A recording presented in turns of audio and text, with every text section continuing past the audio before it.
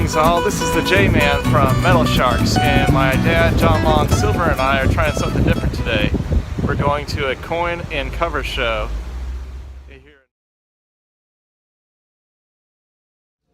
Well, we have 5 coin dealers from around the state, and we have 5 stamp dealers from as far away as Texas, and they're here to sell stamps, buy and sell stamps and coins.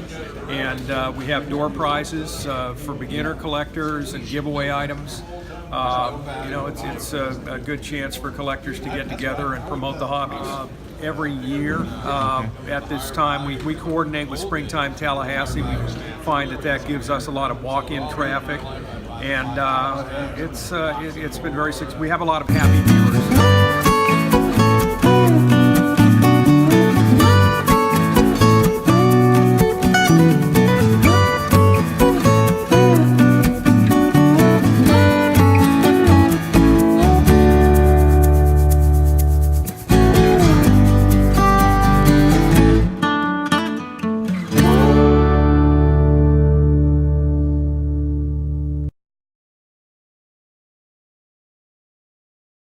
Maybe. I've got World War II, I've got Civil War, okay. You name it, it's, you know, there's some wonderful stuff. This is World War II, and this is kind of an unusual. These are so-called APOs. These are the Army post offices, and they have different numbers. And there are collectors who look for, and these are, you know, scarcer ones. But they also had in World War II, there were a lot of patriotic covers by the tons. And so here are some of these patriotic covers from World War II.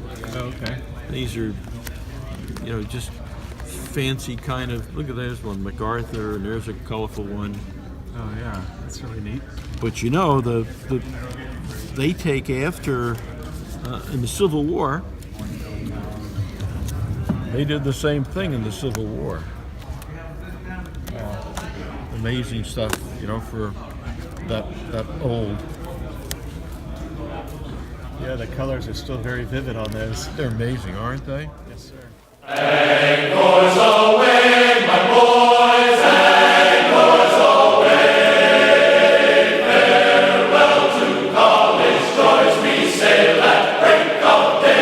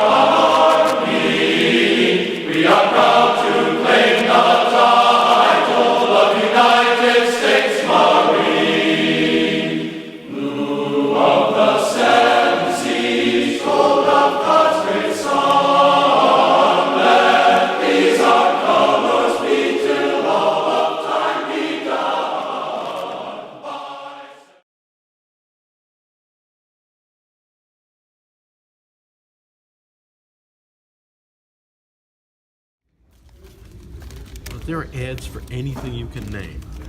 And in the last century, and well into this century, there were, advertising. Look at this, wonderful stuff. This mail was the way you got to your customers. Look at these wonderful things. Choo-choos. Yeah. It's just... That's really neat. Pull something out. My mistake here. It's a part of history that a lot of people have probably never seen today. People don't realize that, you know, this stuff is out there. Look at this guy. Just those cigars. Oh, that's neat.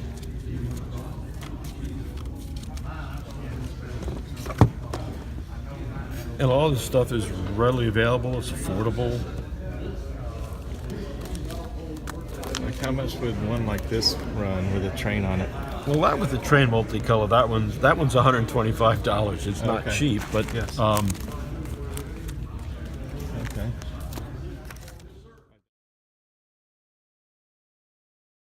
afterwards.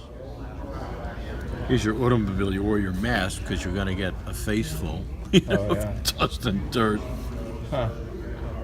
Wow. Never heard of that. But that makes sense. There you go. There's a gun cover. Oh yeah. Trump the wheel where it looks like it's made to look like it's real, like he's actually bursting off the page. And if you want me to play any of this.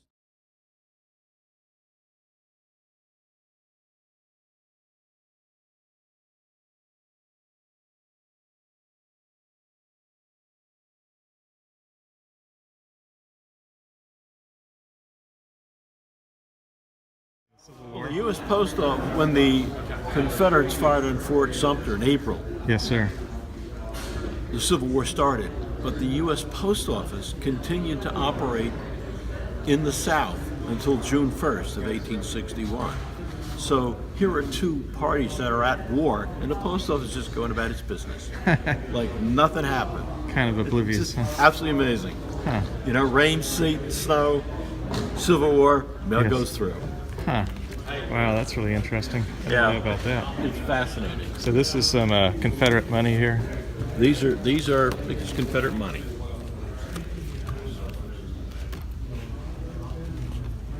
Some photos. $5.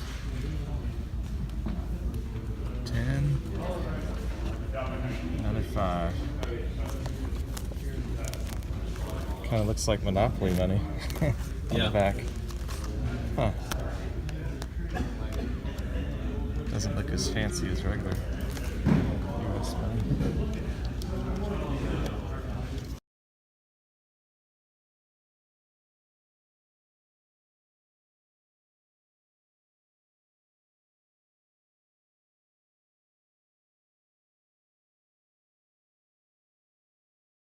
Well, this letter is from Pitcairn Island. It's another area I collect, and I have all their stamps. Pitcairn Island is out in the South Pacific, and it's settled by the survivors of the mutiny on the Bounty. As you can see, there's a stamp depicting the discovery of Pitcairn Island, and we are giving away as door prizes. This is a recent commemorative honoring the Harry and Meghan wedding.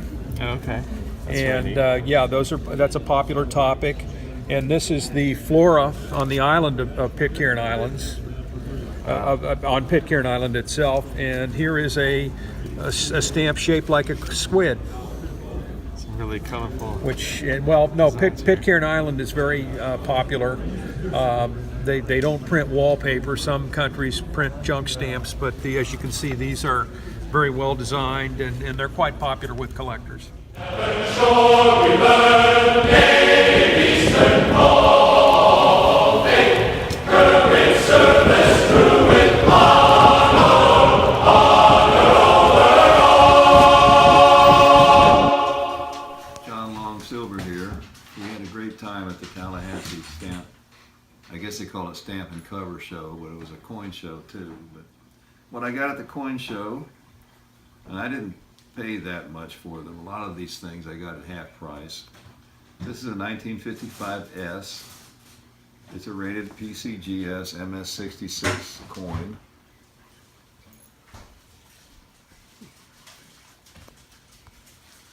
I paid $20 for it. Maybe I paid too much, but it would cost $20 to get a coin rated.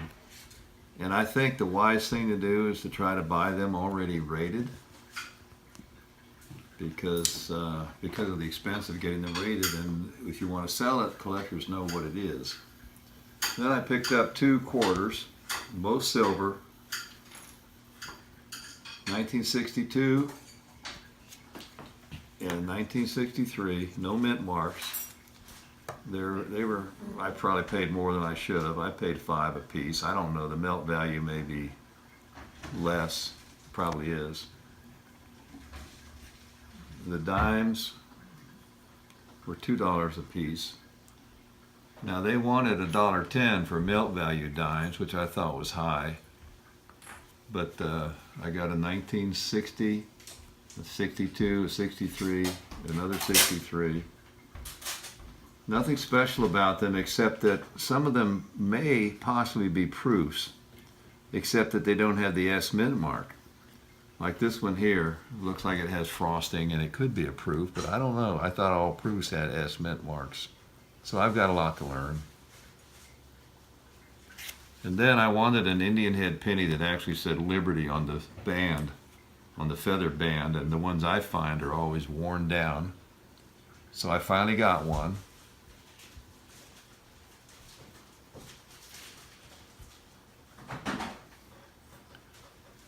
And lastly, for $10, I got a 1963. It's probably worth $7 melt value. But it's better than melt value condition, so I figure it's worth 10. Who knows? I don't really care. I bought it for the fun of it. And someday it'll probably be worth more than I paid, so maybe that's the way to look at these things. I do coin roll hunt, and I'm looking for a 1970 Kennedy, which I've yet to find.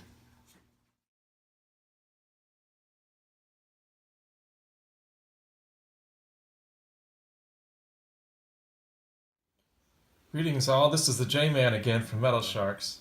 And this is my wrap up here.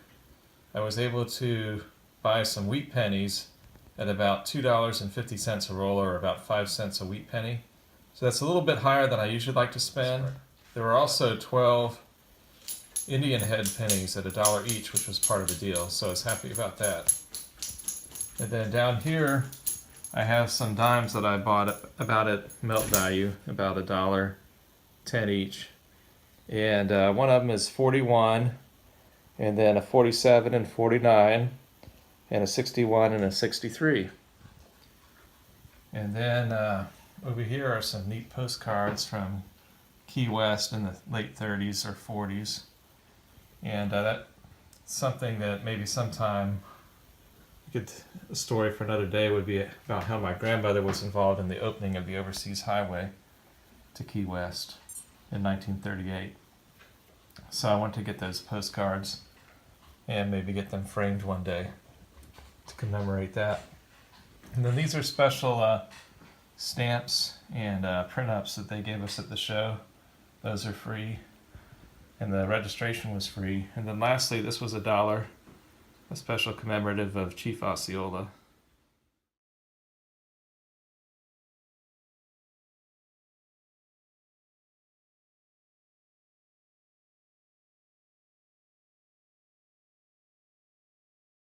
Well, people were very friendly at the show, and my only regret is that it's only once a year, apparently. I learned that there are people interested in postal history. There was a fellow there that was an expert and had all kinds of interesting things. Now I here have a family heirloom letter. This is a U.S. Navy envelope, apparently. It says, if not delivered, return to W.F. Jackson, USS Wyoming, Care PM, New York City. It has 2 1-cent Washington postage stamps on it.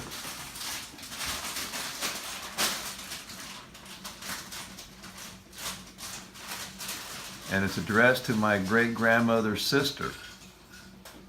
This is Fred Jackson.